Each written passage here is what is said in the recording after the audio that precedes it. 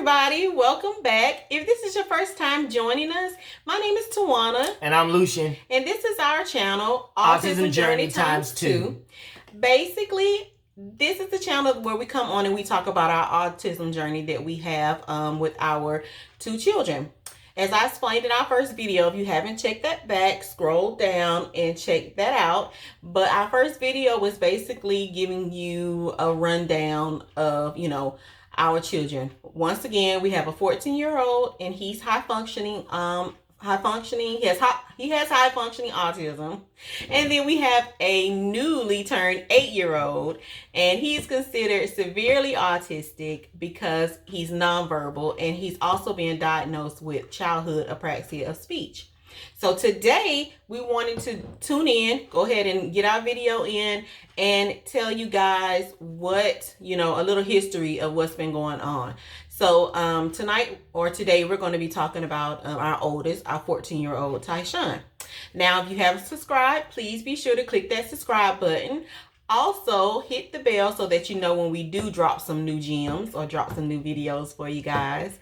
And if you have any questions, please post them in the comment box below so that we can start including comments in our videos. So, let's start with TyCian. Well, okay, so TyCian is 14 years old. He'll be 15 in April. Oh my gosh. We can't believe that, right? Because he's about to be a new person on the road pretty soon. Yes, so look out. I know, right? But yes, he'll be getting his learner's permit this year, hopefully.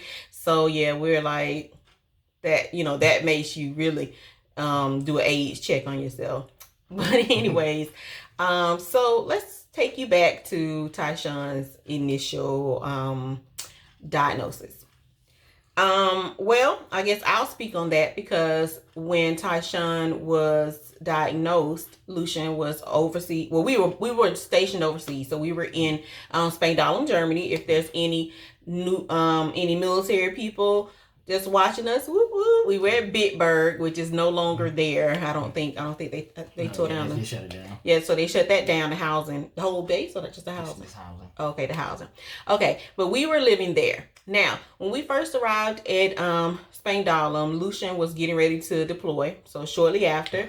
So what happened was when we first arrived there, we didn't see, any issues. I mean, we felt like, like he was hitting his targets. Marks. Yeah, all his marks, but when we got to, I forgot to say, when we got to Germany, he was almost 1.5. So he was a little bit, he had just turned 1 in April. And so we left in June. So, he was a newly turned 1-year-old basically. So while Lucian was in the desert, because he got deployed. So while he was deployed, or shortly before, we kind of started noticing little things about him. Like TyCian was like, and I mean, if anybody, you're out there, you have kids that have autism or whatever, he was almost like your textbook autistic child. He used to watch the wheels on his car. Like he would always lay on the floor and kind of spin the wheels on his car. He used to line up his cars, his shoes. And he used to sit underneath that the little counter and rock back and forth. Yeah, he used to rock back and forth. I mean, like truly textbook autism, right? He used to sit underneath the thing, rock back and forth. He did the wheels. He did the what else did he do? He started losing words. He stopped talking. Well, yeah.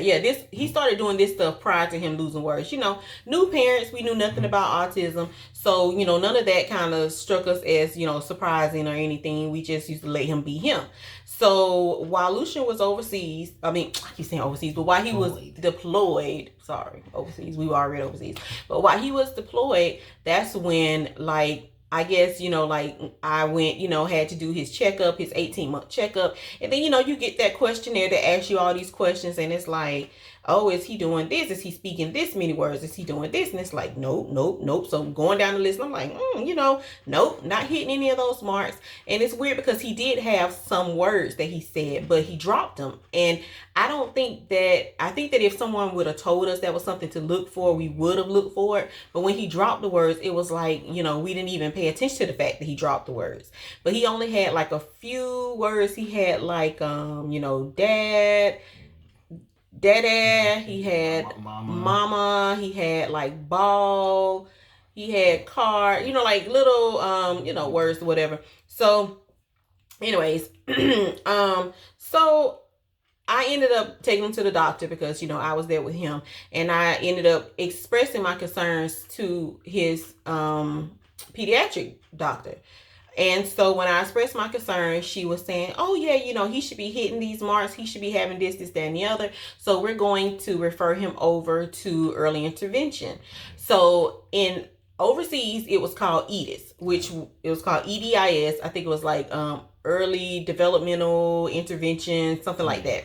But anyway, it was called EDIS over in Germany. So they ended up referring us to them. And what happened was, once they got an appointment for him, they ended up sending a little team out. So they sent a team out. It was, it was a speech therapist. It was occupational therapist. It was a developmental pediatrician. Well, I think he was either a pediatrician or a developmental pediatrician. So those are who they sent out to, do his evaluation. So when they got there, nothing, alarming. They came out. They, it looked like my hair was in my glasses, but they came out. It's the doorknob. See? Oh, but anyways, okay. Let me just stay on topic because this is too much to be trying to start a do-over. So they came out and they had him sit in this little desk. He sat in the desk. He did the little evaluations, which was little things that, you don't even think about doing with your kids. Like it was like stringing a Cheerio. It was picking up like a grain of rice with a tweezer and taking that grain of rice and putting it into a little like a bottle, like a neck like this, like a small neck bottle, like put it in there, like little stuff you wouldn't think to do with your kids. It was like also like the rings, trying to, how you have the little toy where you put the big ring at the bottom, then the neck size and the neck size and the neck size, one of those.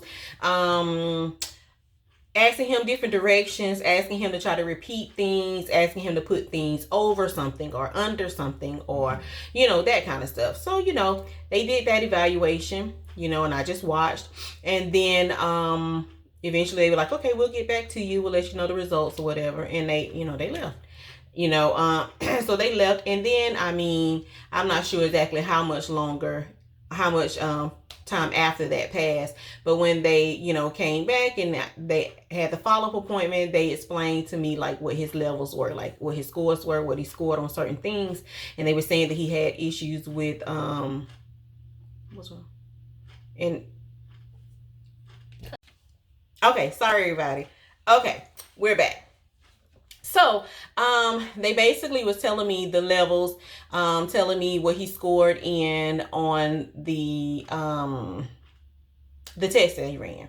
So they were saying that when it comes down to his motor skills, his fine motor skills and things, he was I think he was a little below. They said that when it came down to, basically, I can't remember everything. I don't have the paperwork in front of me, but it was just telling me all this stuff. And they were saying that, okay, based on all of that stuff, they were saying that back then they were saying that they diagnosed him with PDD-NOS, which back then it was called persuasive. What was PDD-NOS? Something like none other specified. So basically it was saying that, I'm sorry, I should have looked all this up before I got on here. But basically it's saying that they can't pinpoint exactly what it is. And when they're young like that, they don't like to jump right into the autism pool. They like to try to wait until they get a little bit older and they can do a better assessment. Yeah. I'm trying to make sure I'm looking at the camera. So he's mad. He wants me to be really professional, but I'm like, okay, I'm just being, real, right? Look at the people. Okay. Am I looking at the people now? Yeah. Okay. Yeah. That's looking into the camera and not looking at myself. Okay. So basically they did that. And so when they did that, they said, okay, so this is going to give him the services that he needs just in case, it's going to basically say that he has, he's basically, we're thinking that he's kind of, he's autistic. We're saying that he might be autistic, so he still needs the special needs or whatever, like the special education and the. So over in Germany, they had a thing where it was like well, it's EDIS is what they called it. So early intervention. So they would come to your house then. They come to your house, and so what we ended up getting was we had a speech therapist that came to the house. I don't think we had a occupational therapist that came. We took him. Okay, yeah, we took him to occupational therapy. We had a speech therapist that came to our house. Now, for just, all intents and purposes, I will not say her name, but let's just say that if this person sees this video, comment below, or don't comment below. Try to send me a message some kind of way, because my thing is, like, I have quite a few words for her. But I will tell you guys on video now just the thing that rubbed me the wrong way.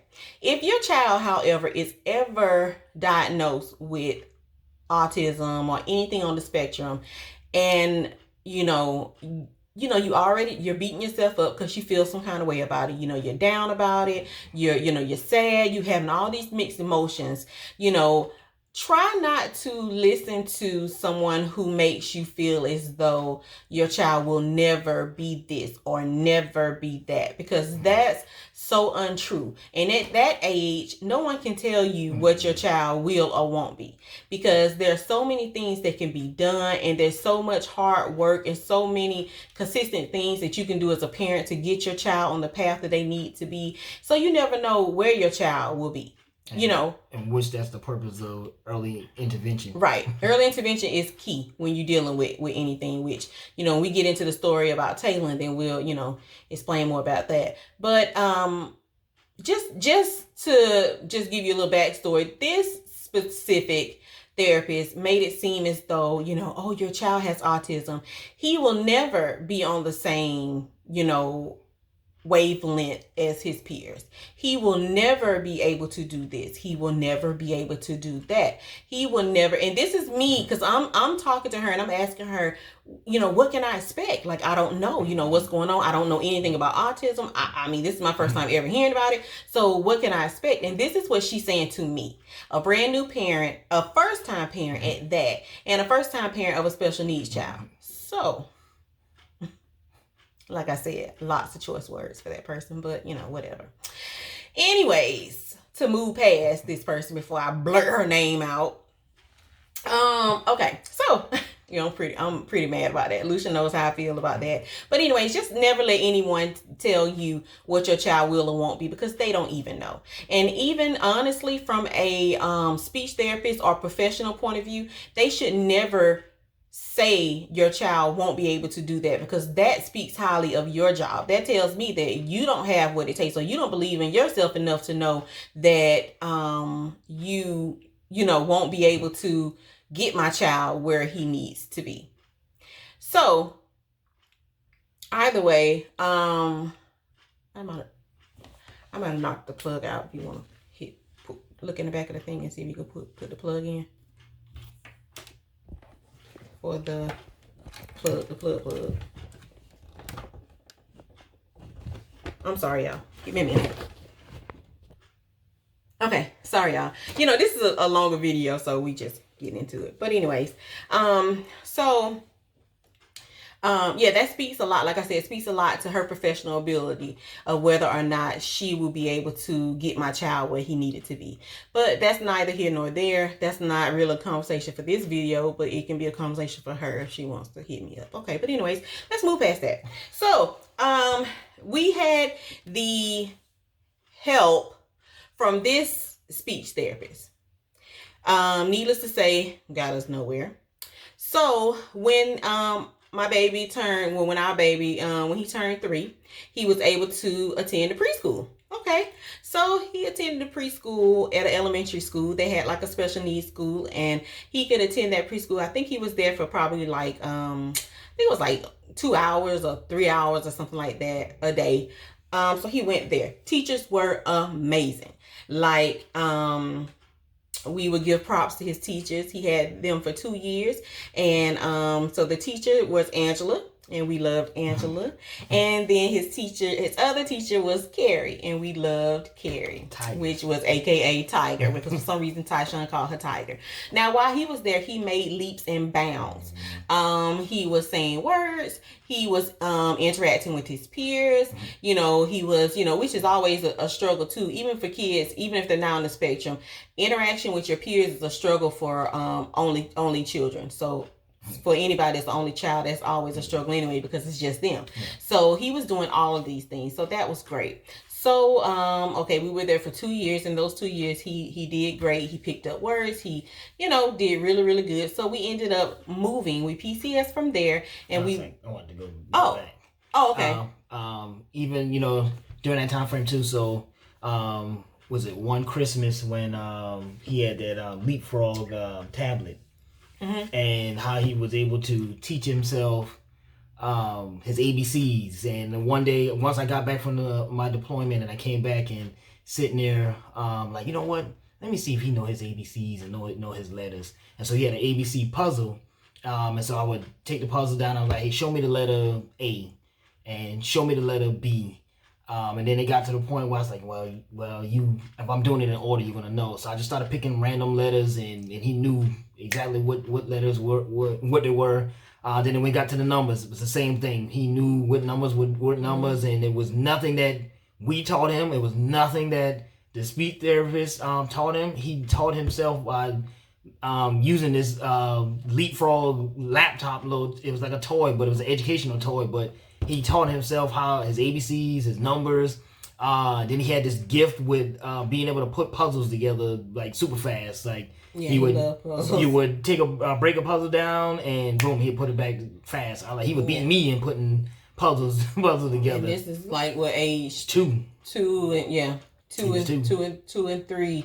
Now, would you like to explain, your role and how you felt about the diagnosis and things, given the fact that, especially since you weren't there, Yeah. So me being deployed, and then calling back to Germany, and getting them the news like, hey, he's autistic. So like she said, first time parents, and I've never heard of autism ever until when it came to our child. So immediately after I got off the phone with her, I'm on the computer looking up, like, okay, what is autism? And then I'm looking at the symptoms, and the same symptoms that we said earlier, they were spot on. The sitting down rocking, the flailing of the hands, like the line stuff up, play with toys, don't play with toys the right way. And he used to ride a car on the floor and then hold it up and then stare at the wheels. And then with all of those different things, and I'm like, man, all of those things are, the symptoms of autism. And then when you read it, and it's like, okay, early intervention is one way to step in and try to, curve it. It's no cure for it, but you can help your child. So me and Tawana, we jump right on it. I'm like, hey, this is what they're, I'm looking on online, and this is what they're saying. And she's like, yeah, we doing, I'm doing the same thing on her end. And so we got into that role. Granted, as a father, when you first get that diagnosis, like, as many dads out there, I'm pretty sure like, hey, you got a boy, and like, okay, this, my son. I'm like, hey, and me being an athlete, like, oh yeah, we're thinking about, basketball, football, or whatever sport it is. And then you get that diagnosis, you're like, man, maybe this may not happen for, my child. But I'm here to tell you, you gotta come to grips with the diagnosis, because it only benefits your child. If you don't come to grips with it, then it's only gonna hurt your child, because the earlier you get a hold of it and and accept it, it'll be easier for your child for you to help your child and move forward. But if the longer you take, and you sitting and denying that there's something wrong with your child, is only gonna hurt your child, and it's not gonna help. It's gonna hurt. But right. For me as a dad, I was like, I had to get past that, and like, what, at the end of the day, this is my child. I love him, regardless, and I need to make sure I get him the help and services that he need. It ain't about me and how, what I think for his life. This is gonna be a life that he has to live, and I gotta make sure that he's prepared and make sure that everything's set up for him to succeed. Right. So kind of like what I used to tell Lucian, like when me and him talked about it and stuff, and I was like, I never, as a parent, you never really even get the chance to even think about what you feel about it. It doesn't matter how you feel, because basically once you hit a diagnosis, the first thing you're thinking is, what do I need to do? Yeah. And that is it. And that's how I felt like as soon as I got it, since I was the one that was there with him. It was like, okay, cool. You say this is what it is, so what's next? Okay, so we, started the early intervention. And then after that, we PCS to Minot, North Dakota. So when we PCS to Minot, North Dakota, we ended up getting him reevaluated, I want to say. Yep. Now, when we got him reevaluated, that is when they actually gave us the diagnosis of, I want to say they said, no, they didn't say high function. They just said autism. Yeah. So at that time, it was like, just broken down to, autism, Asperger's. This is how it was then. Autism, Asperger's. There was PPD, NOS, and then there was something else. Now I can't remember. But anyways, Ty was just autistic. He was given the diagnosis of autism. So we were able to get him into the preschool there. Got him into the preschool. Awesome teacher. Once again, Kristen, she's still a friend of mine to this day. We talk, via Facebook, Snapchat, whatever. She loves TyCian, as do Carrie and Angela. Angela's not on social media that I know of, but me and Carrie do talk back and forth periodically. But me and Kristen, she, amazing, right? So, they love, she loved TyCian, loves TyCian. So TyCian was there and TyCian was talking, TyCian was doing great. Like TyCian was on the path. So at this point, it was like we were still working on speech. So he was getting speech. I don't think he was getting private speech in, no, he had got to the point where he didn't need private speech. He wasn't getting private speech in Minot. He was just getting, occupational therapy with Prairie Therapy. If you're ever in Minot, North Dakota, please see Kelly at Prairie Therapy. He is awesome. Is Kelly, and then there is I can't believe I'm forgetting your name. Oh my God, that's horrible. It's on tip of my tongue too. Blame my head and not my heart. Because your face is like in my head. I'll get it in a minute. She got a little daughter named Zoe. Yeah, Zoe and Nora. So I'm just putting all her business on here. Okay, so what is? And I can't remember. My mom used to teach at the school. All I keep thinking is Kelly. Okay, so Kelly is the owner, and it's called Prairie Therapy. So if you ever go there, please see them because they are amazing. Both of them work with TyCian, and they were amazing. We went to Kelly originally for feeding therapy because TyCian was very picky eater, didn't want to eat anything besides pancakes. And when I tell you I was making pancakes for breakfast, I was making pancakes for lunch. French toast sticks. Yep, I had to buy me like nice pancake gear to cook with and that kind of stuff just to make me feel better and so I wouldn't feel so much like a short order cook. But I got a name in my head. And I'm looking at her face. I feel so bad for not remembering her name. I feel horrible. You got your phone? No, I don't have my Hey. phone. But anyways, so I'm gonna get a name in a minute, and then when I do, I'm gonna apologize terribly, and So we went there. They were amazing. Okay, so he technically went there for feeding therapy. He got to the point where he would eat certain things. And so his favorite thing turned out to be peanut butter sandwiches, and that's what he was, her name is Kayla, y'all. I don't even have to look it up. That's why I kept thinking Kelly, because her name is Kayla. So I was getting ready to look it up on my computer, and then now I'm like, no, it's Kayla. I know her name. Hey, Kayla. Sorry, Kayla. But it's Kayla, and she is awesome. So Kelly was the main therapist with TyCian, but Kayla did a lot of therapy with TyCian too. They both loved him. They both, they didn't get to really work with Talon because Talon was, he wasn't. Well, they worked with him a little bit. Kayla was the main one who worked with Talon when he did start going. But we'll get on Talon on the next one because TyCian's is running long. Okay, so occupational therapy with Prairie Therapy in Minot, North Dakota. And then TyCian wasn't doing regular speech therapy. He was doing speech therapy through the school.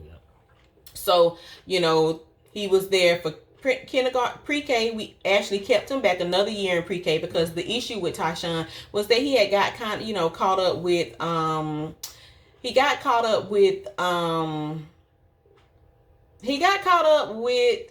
his speech and things like that. Yeah, speech and stuff, but he was behind with comprehension. So we wanted him to be able to get a little more caught up with that before he got into, first grade, kindergarten, first grade. So we kept him there another year, and then why not have another year with Kristen? He loved her, she loved him. So hey, that was a bonus for us. I felt so comfortable with him there. So, And it ended up being a blessing in disguise in the end, because what we didn't want is to push him forward and then him still having that delay, right, and falling back on his grades and not understanding, and we didn't want to push him forward and him not being prepared. So we're like, right, no, we're gonna make sure he's prepared, and so we made that choice to hold him back. Right. So that worked very well. So, and then it's like Talon started getting, basically he was on the right path. Like TyCian, TyCian was on the right path. So we were relieved about that. Like TyCian was on the right path. We had everything all the resources we need, all the help that we need, the teachers, the therapists, like everyone that was in TyCian's life outside of, going back to that, outside of that one was, amazing. Helped us, and I basically feel like everybody that was in his life literally was there for a reason outside of that one. But really was in his life for a reason and got him where he is today. So kudos to that. And if we want to get on to where he is today, TyCian is a thriving 8th grader. AB honor roll. He strives for straight A's, but sometimes he misses it just by like 1 point. TyCian has graduated out of kindergarten. He's graduated out of speech therapy. Yep. I had him in ABA therapy for a little while, because if anybody knows anything about ABA therapy is for autistic behavior. So it doesn't have to be, tantrums, bad behaviors. It's for any kind of behavior your child shows that is a special need behavior. Yeah. So say for instance with Ty, his autistic behavior was social, anxiety, social, like things like that. So it was geared towards that, and they had him in there. He was in there, I want to say maybe a year. And then they graduated him out of that because they said, oh, he no longer needs us. While he was here, I did put him in speech therapy. Okay, to fill this up, we moved from Minot to Mississippi. We're in Mississippi now, but once we got in Mississippi, I did have him in I had him in speech therapy too while we were here, and that was mainly for social skills, because I wanted him to be able to understand how to be social with kids his age, because TyCian has a thing with like being able to be more comfortable with younger children than he is kids his age. So basically in that speech therapy, they show him how to do a back and forth conversation with people, strangers, whatever, like not strangers, but like they would take him around the hospital and let him talk to different people and just have a back and forth conversation that's more initiated by him rather than that person. But he graduated from that, so no longer needed that. And then the last thing is he graduated from school from speech therapy at school. Yep. So now he no longer needs speech therapy on the academic side. So TyCian is doing amazing. The last diagnosis that we got from him, which was 2 years ago, we had him re-diagnosed.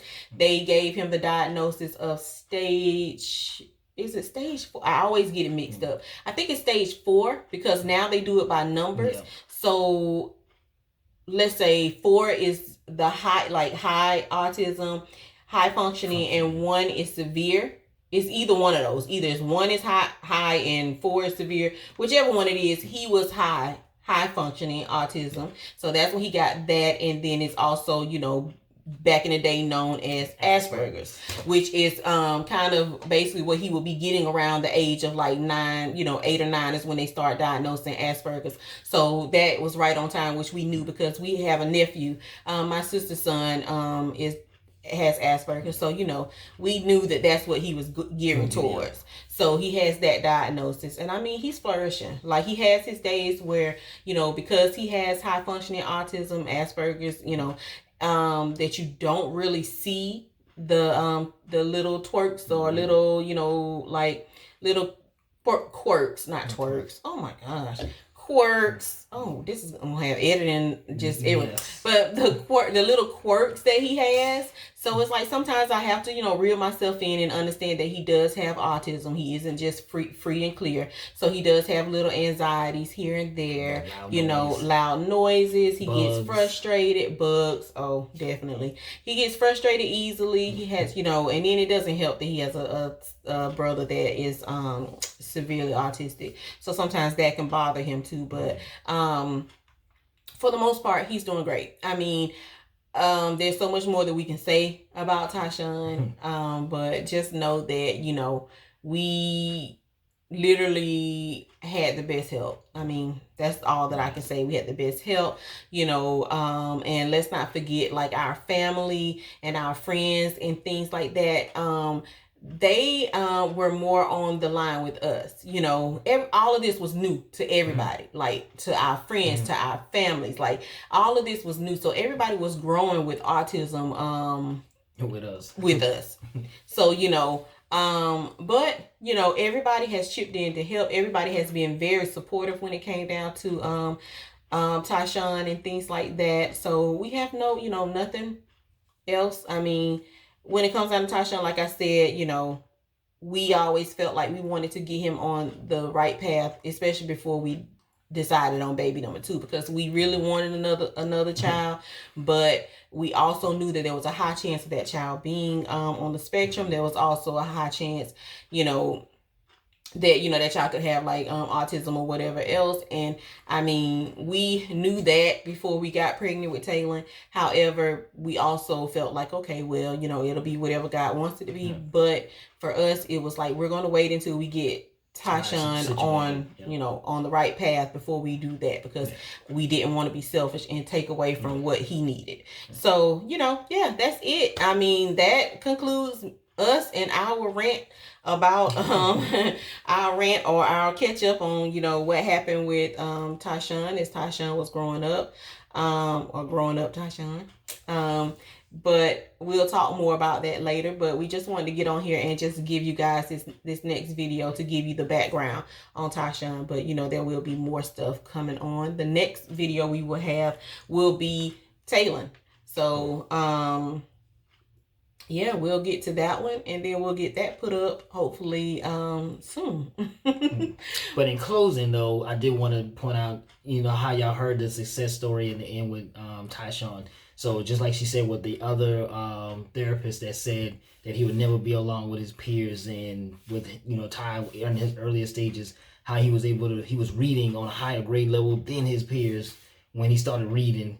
And it was just like all of those things that, like, for him to be AB honor roll, and all these things that was said that he would not be able to do.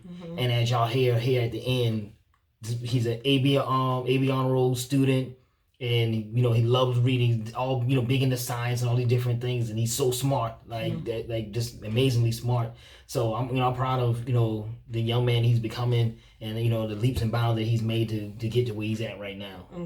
See, I was cutting a lot out because I was trying not to drag it on, but yeah, I mean, it's a lot of things we can say about TyCian. TyCian is an avid science kid. He loves anything science, anything space-wise. He wants to be an astronaut when he grows up. However, he loves cars. He knows everything about cars. He can look at a car in a parking lot and tell you what year it is, the make, the model, that kind of stuff. Like, so he's into those things as well. He's also a gamer. So, yep, that's another thing. He's a gamer, but I mean, super smart. Like, I mean, just... he makes us proud. Like, we're definitely very, very proud of TyCian, where he is, and we're very proud of where he's going to be, despite but all right, with that being said, we will get back on here, guys, and we will catch you all on the next video. Please don't forget to hit the like button if you like this video. Comment on it if you have anything that you'd like to say. Comment on it if you have any questions that you'd like to ask, and we'll answer those on the next video. Also, click that subscribe button and also hit that bell so that you'll be able to see when we upload our next video. And until next time, thank you guys for joining us, and we'll see you on the next video. Bye. Peace.